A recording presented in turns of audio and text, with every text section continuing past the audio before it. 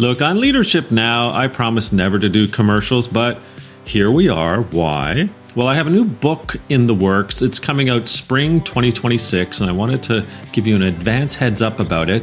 The title, The Future of Work is Gray, and it's kind of a big deal to me because the book dives into the age crisis that's reshaping work as we know it.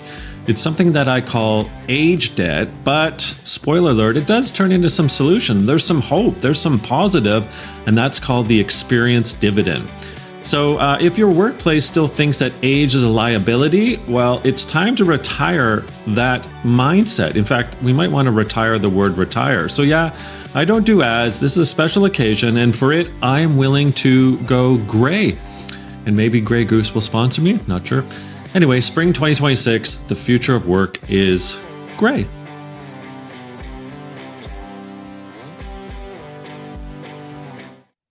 Hey everyone, welcome to another episode of Leadership Now with me, Dan Pontefract. In the house today, James Root. James, wonderful to see you. A little bio, and then we're going to get straight into it. So James is a senior partner of Bain Company and chair of Bain Futures. He's the author of a fantastic book called The Archetype Effect, we'll get into that, which offers readers a new way to understand what motivates them at work every day and why they feel how they feel about their job. During his more than 30 years at Bain, living and working across Europe, North America, and Asia, he has served as managing partner of its New York office, as leader of its Asia Pacific organization practice, and as chairman of the Global Nominating Committee. His work is concentrated on corporate transformations involving strategy, org change, and operational improvement. During a leave of absence, he was co-founder and president of a business process outsourcing firm based in Malaysia, serving multinationals across Asia Pacific, where he was responsible for the company's business operations. He's a fellow of Hughes Hall College, Cambridge, an adjunct professor at the Hong Kong University of Science and Technology, and a guest lecturer at the Institute of Business and Finance at Waseda University in Tokyo. Not just there. Love Tokyo. He's a graduate of Cambridge University and London Business School. James lives currently in Hong Kong. James, thank you so much.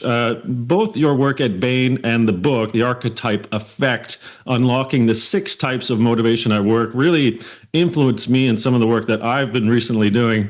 But based on that book and the global research that you conducted, 19 countries, I believe, something like almost 50,000 different people that took part in the research, The book delivers this framework where you're unleashing, I would say, sort of worker motivators. And so you argue in the book that ultimately employees, team members, leaders of all stripes, you can be classified or categorized perhaps into these 6 major archetypes. So let's take a step back. What drove you towards this research? And then we'll get into the 6, and then we'll take a tangential lane approach into generations, the aging workforce, and how some of these archetypes actually play out. So first, how did you get to the archetype effect? Well, Dan, first of all, greetings, and thank you for the invitation to join you. First of all, I love talking about this topic, and so lots of things we could talk about, but let's go straight to your first direction. I think that the conclusion that we started to draw, thinking about, after talking, as you said, to almost 50,000 people around the world, by the way, all job types. It's not just people like you or people like me, by no means. We're talking about people who have high-paying jobs, low-paying jobs, urban, rural, men, women, a wide variety of job types that represent the working population in each of those countries.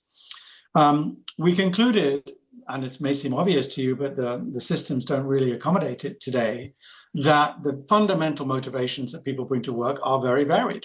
So why you go to work and what you want when you get there depends quite a lot on all sorts of factors, that some of which may be to do with the fundamental nature of yourself, or your star sign or something like that, or some of which may be to do with your circumstances, what you learned as a kid or at school or from your first work, your first job, your first boss.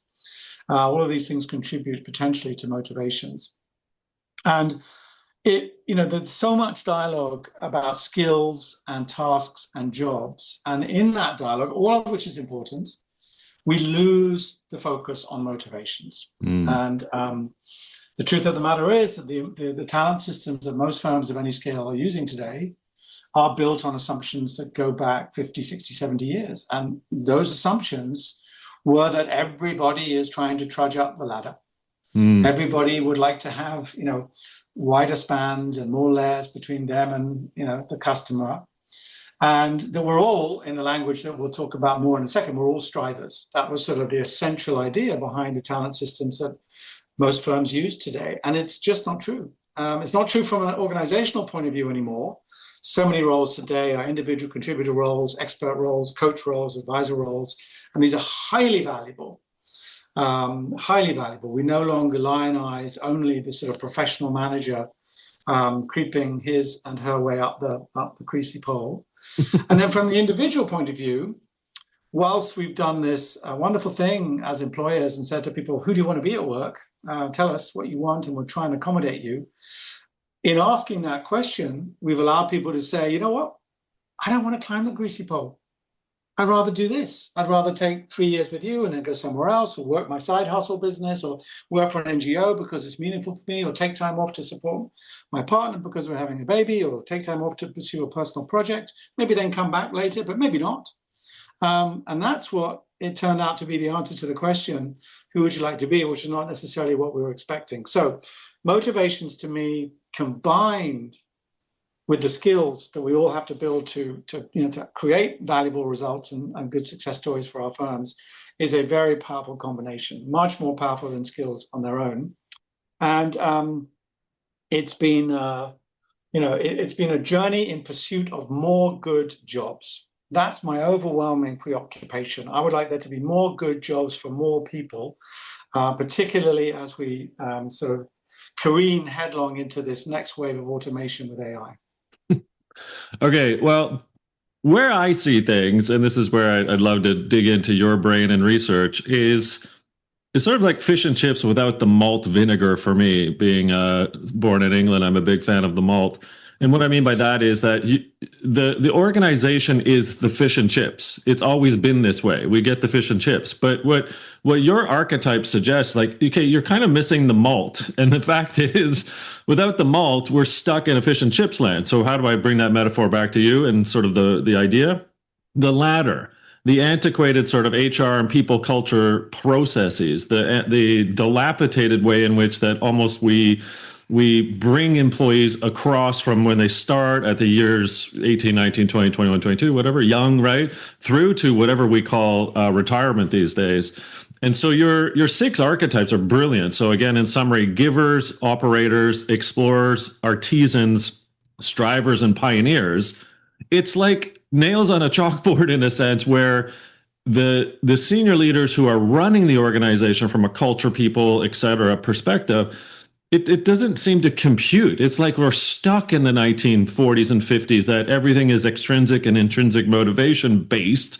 But yeah, people desire a different way in which to operate their work and their lives, where your intersection makes a lot of sense to me. So what do you make of where we're at and where we need to go? Yes. And I don't want to sound critical of the big talent systems that are in place, the SAPs and the PeopleSofts and the Meta and the Workdays and so forth, because they're delivering a value which is be low cost, be efficient. Yeah. But the way you deliver value to be low cost and be efficient in this particular instance is to treat everybody the same, because that is the lowest cost way to manage talent. And so, and it does harken back, just as you said, to assumptions that go back a long time, that we're all kind of trying to do the same thing at work, and that is simply no longer true. So I worry that we've locked ourselves into that model of thinking about recruiting and reporting structures and decision rights and career management and all the rest of it, without taking into account the fundamentally very, very diverse types of motivation that each of us can bring to work every day. I do think there's some hope with AI. As you know, there's a raft of new firms that are kind of the sort of a Cambrian explosion of firms in this AI world, doing talent management, specifically the Eightfolds and the Fuel 50s and the Gloats and the Rejigs and those kind of people. And there's a possibility that they might be able to knit together motivation and skills. They're not doing it yet, but I do live in hope and talk about this quite a bit. But I mean, do you want me to do a minute on each of the archetypes second, or should we? I think let the it, yeah, listeners do? I think it'd I'll be just do a quite. very quick version. So let's start with the givers, which is a profile that really fundamentally loves work because they can help other people to thrive. And by the way, people who want to know what they are, there's a very simple quiz. Go to bain.com and just type in worker-archetype quiz. You'll find it there. They care about themselves. It's not that they don't care about themselves. They're the least motivated by money, but their mojo is create events, environments, teams where others can thrive. The operator, super important, the biggest cohort in the world, 24% of the workforce. This is a profile that is not looking for meaning and purpose at work. Don't tell them that they should be pursuing it. They want to do a good job, really good, and they want to keep a head down, don't take risks, have friends, very focused on the camaraderie aspect. They're often the backbones of the teams, but just let me get out 5 o'clock to pick up Johnny from football or whatever it is that really is giving my life its meaning.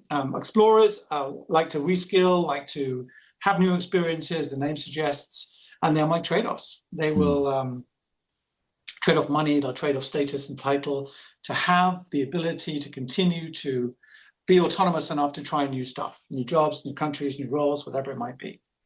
Artisans, in a way, sort of cousins of the explorer, because it's, you know, they both focus on learning in different ways. Artisans are all about mastery.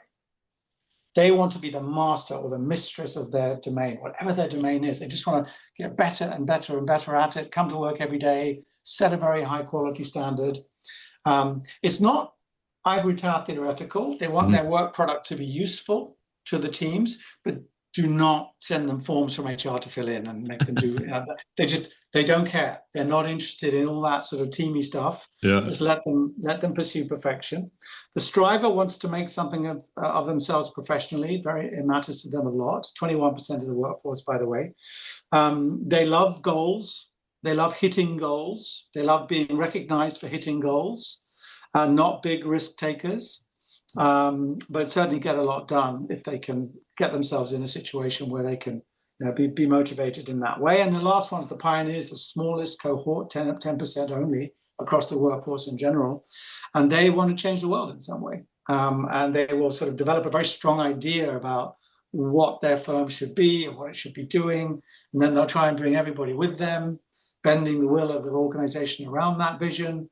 But even if you're not coming with them, they're going anyway. So that sort of, you know, move fast, break things type of approach.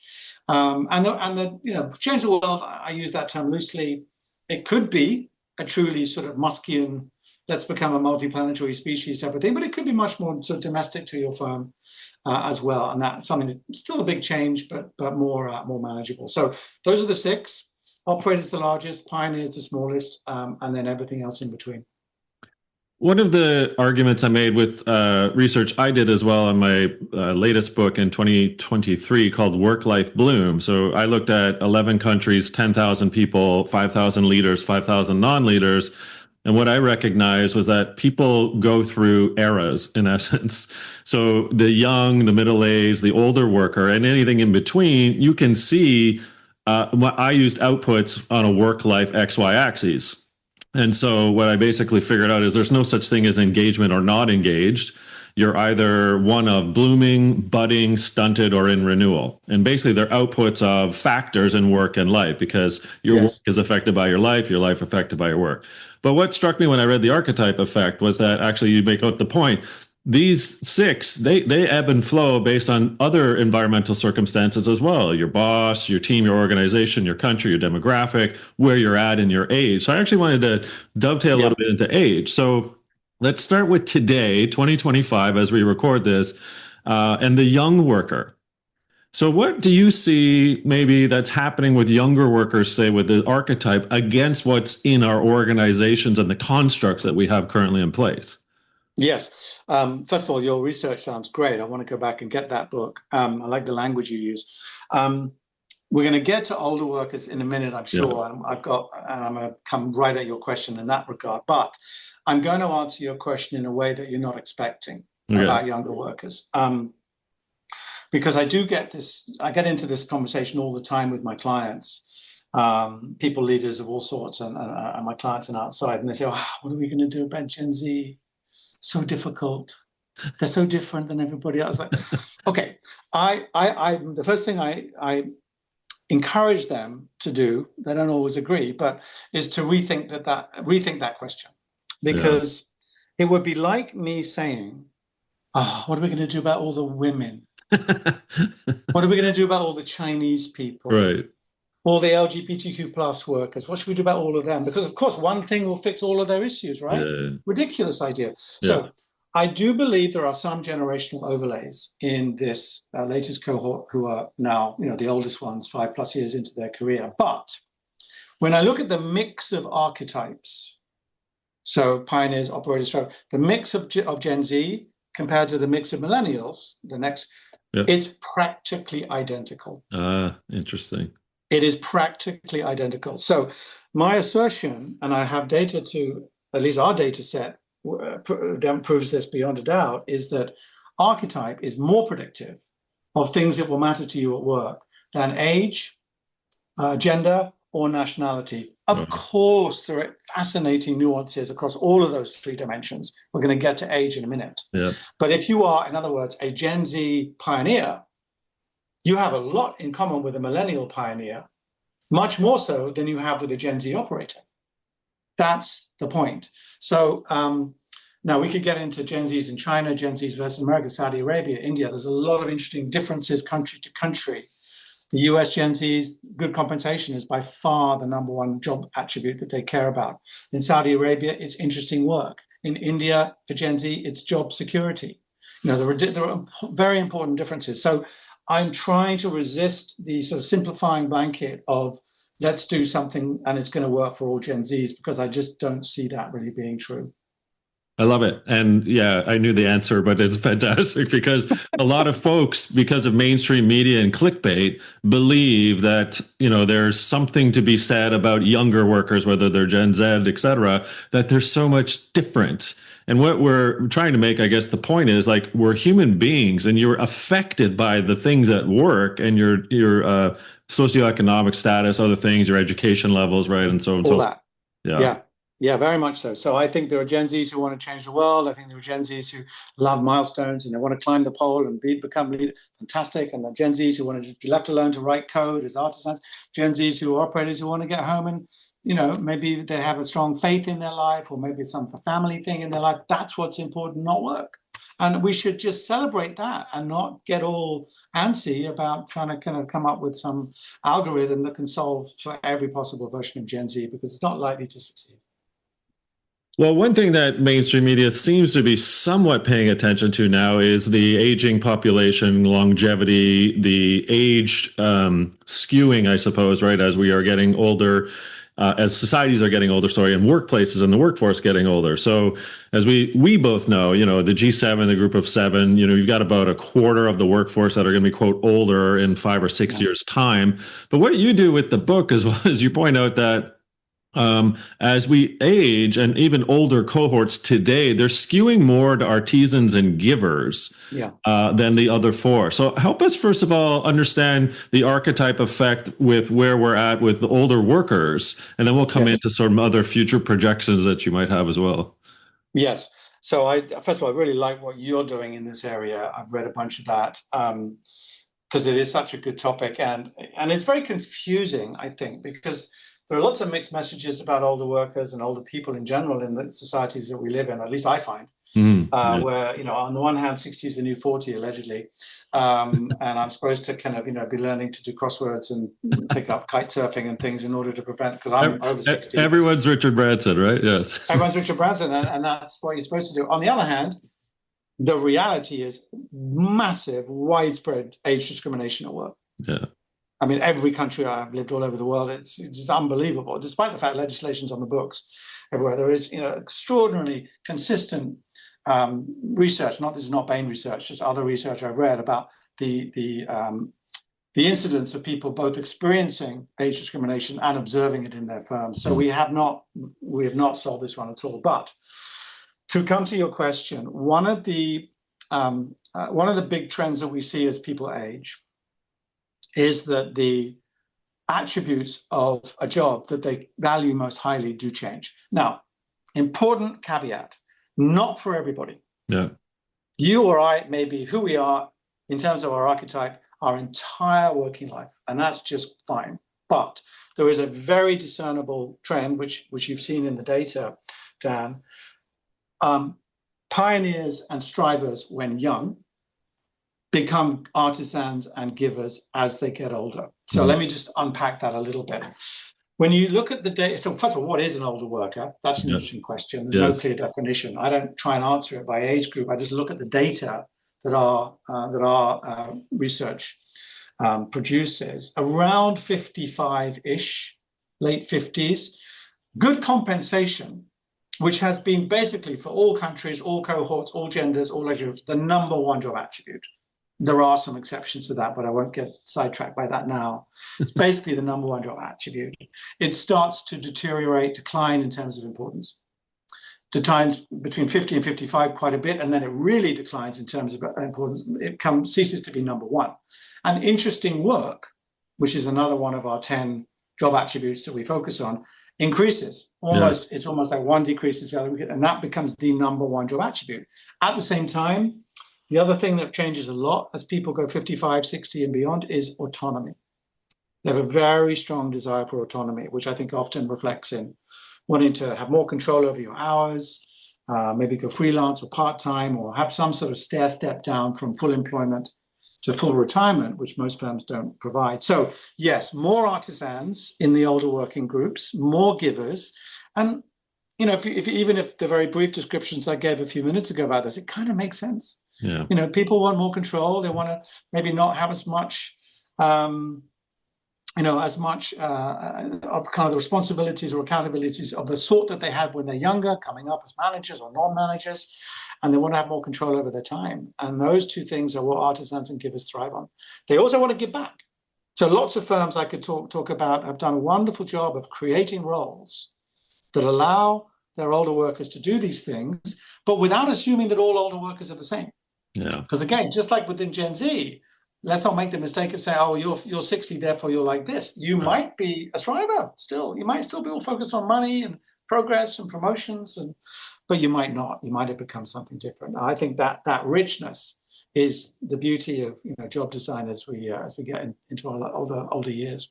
And it speaks a lot to your earlier point in this session where no pun intended, but the archetype in which organizations have created the constructs of talent development, career development, leadership development, and so forth. I mean, it's laddered and it's profoundly made to create easier processes right within the organization to herd the cattle through.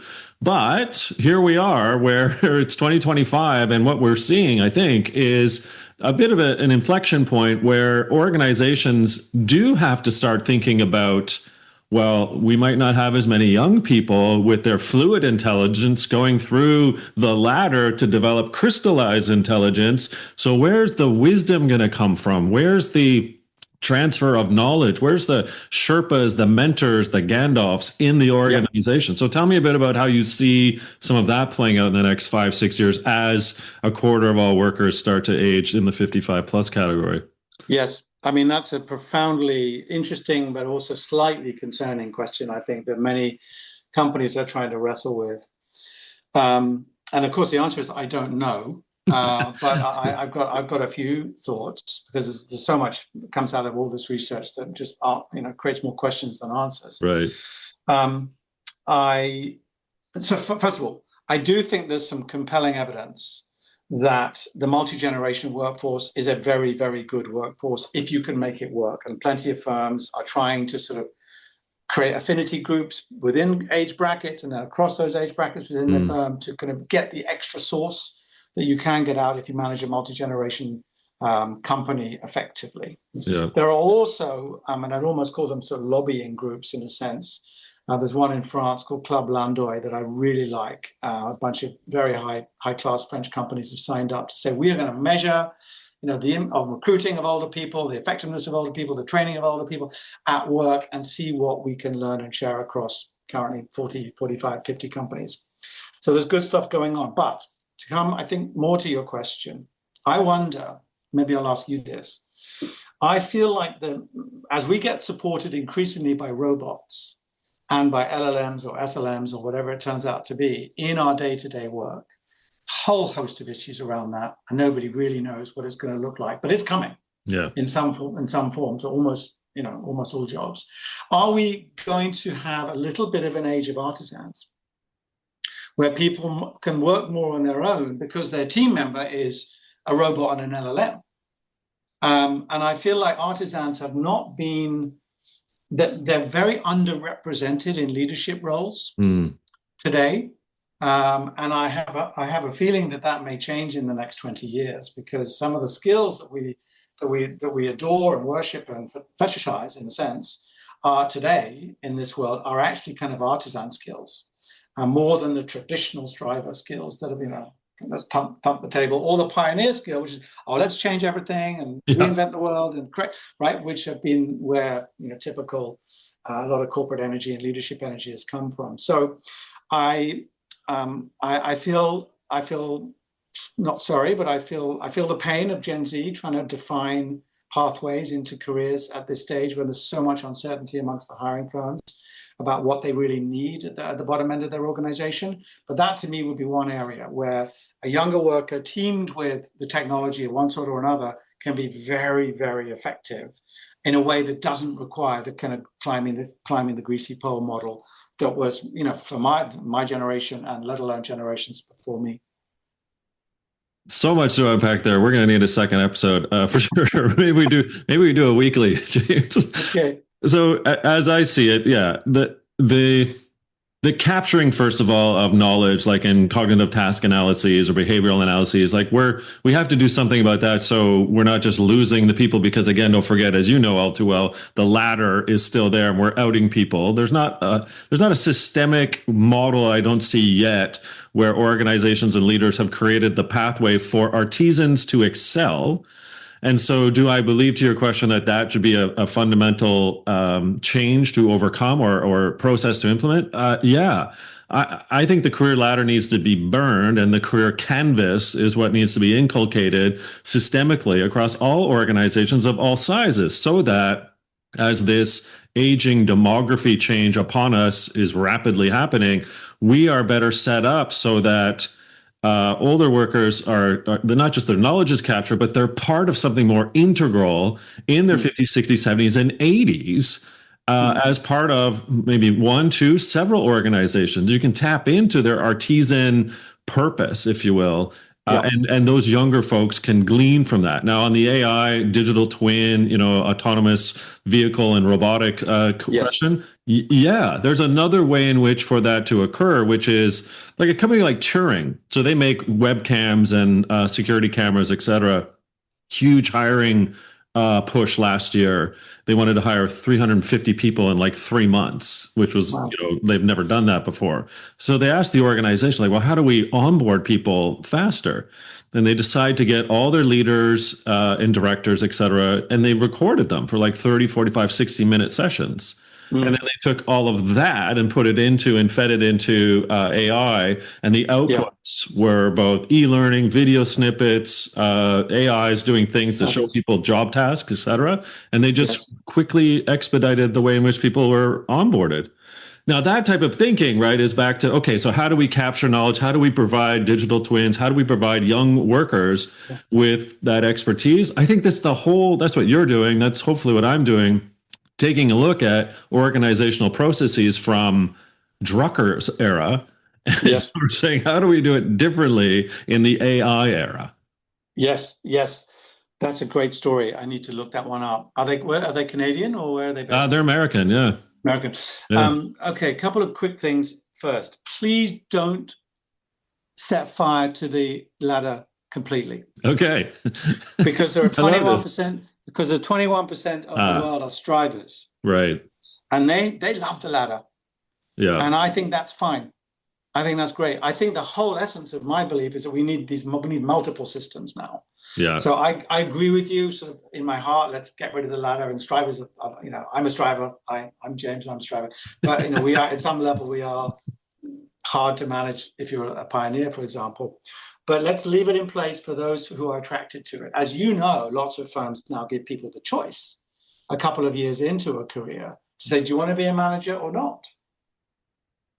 And other firms like Amazon is a very good example of a firm that says, if you want to be a manager, you've got to apply. Yes. You've got to write me a memo to tell me why you think you'd be a good manager, which is, imagine that a generation ago or 2 generations ago. Unbelievable. But I mean, to your point, I think exactly right about older workers. They've got things to contribute back, not just skills, but also culture and things that people worry about in today's workplace, about how do we sustain that.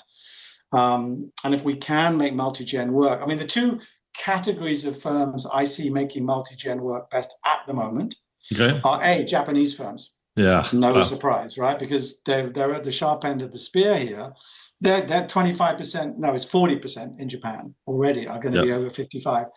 And then the second category is insurance companies, because they can do actuarial work. And so things like companies like Allianz, AXA in France have done really our front foot on creating opportunities and systems for older workers, and then helping those systems reintegrate back into the rest of the workforce. So there's lots of good work going on. It's still a little thin on the ground, I think. But demography, as you said at the beginning, demography will catch up with you. If you're a little bit dismissive of older workers now or don't have programs for them, demography is going to catch up with you. Yeah. You are going to have to learn how to manage older workers as part of your workforce. No choice. Well, that last, maybe penultimate question, I should say. So with the work that you've done, you've seen the interesting work, the autonomy piece that you've brought up. I'm curious if you feel, and by the way, just to sidestep a second here, the career canvas I have in my little, and I'll send it to you, by the way, the career canvas, please. I have move up. I mean, there's still a ladder. I totally agree. But the canvas is something that needs to be more than just laddering up, if you will. I get the concept. I like the concept. Yeah. Okay. So interesting work, autonomy, sort of these motivators in the artisans, and maybe those become part of your evolution as a worker up as you age, etc. I'm just curious, do you believe that agency is learned, i.e. the ability to know how important my agency, i.e. the ability to make decisions and the autonomy in which to do that, is that something we learn as we grow through the eras of young worker, middle age, older? And if so, and if not, I'm just curious, is it something that organizations need to pay more attention to? Because again, back to the tacit knowledge that the individual holds, the expertise, the wisdom as they age, don't we want some sort of computational, I guess, arithmetic of how agency, autonomy plus, your age equals wisdom over time, and we don't really necessarily want to lose that as we miss out on younger workers? I mean, broadly, my answer is yes, it is learned and can be taught. I'm confident it can be taught because we're teaching models to do this now. Yeah. And allegedly that is the future. I have all sorts of concerns about that agentic future in terms of privacy and security on the personal side, but less so on the corporate side. But I want to allow for the possibility that there are some archetypes at work for whom that's just not that interesting a thing to do. Fair. Yeah. They'd rather have a system and a process and follow it and do it really well and just say, okay, you want to change that? Okay, well, let's gradually change that, and I'll do the new process in the new system. And that may be very, very motivating for me, just to know exactly how it's going to work here, follow that, pursue that goal, get promoted or recognized for having delivered that goal. But in general, I'm with you. I feel like this is one of the most exciting things about AI, that it could accelerate that learning and make more people more capable of making more decisions, because they've got all this on-tap support that would have taken, thousands of phone calls or emails or voicemails back in the day, to accumulate that level of knowledge and understanding about what the problem is that needs to be solved, which now can be done in moments. Amazing. Well, you may be a striver, James, but you seem to be all six of the archetypes, and I'm Definitely. very. So I'm becoming a giver as I get older, but I am still a striver somewhere. Um, Okay, well, this has been fantastic. James Root, senior partner at Bain. The book, of course, is The Archetype Effect, Unlocking the Six Types of Motivation at Work. Where can we all find more out about you and the book? Oh, well, you can go to bain.com, www.bain.com, and search the Archetype Effect. And there's a whole bunch of material there. And whilst you're on that website, type in worker-archetype quiz.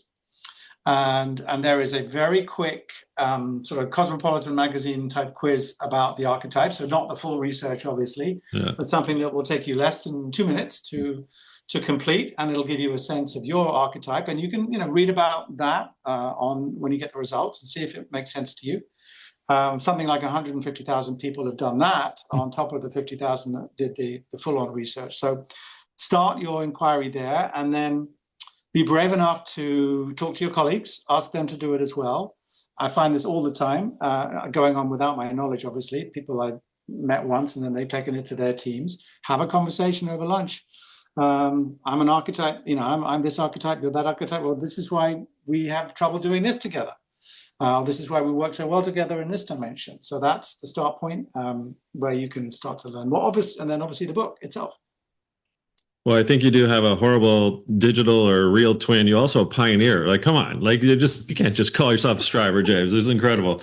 Well, I thank you for this. Again, your work has influenced me, and I appreciate that. But I also wanted to thank you for what you're doing for other leaders and organizations to see not just the archetypes, which are so critically important, but the work you and your colleagues have been doing at Bain on the aging workforce and society. I think it's a potentially demographic bomb that people don't know that's ticking, ticking, ticking. And you're doing such great work and insights into helping people see that it's time to, maybe possibly not detonate it and to do something about it. So thank you for that. Thank you for amplifying this, Dan. I really appreciate it. Thanks for your work and for this lovely conversation.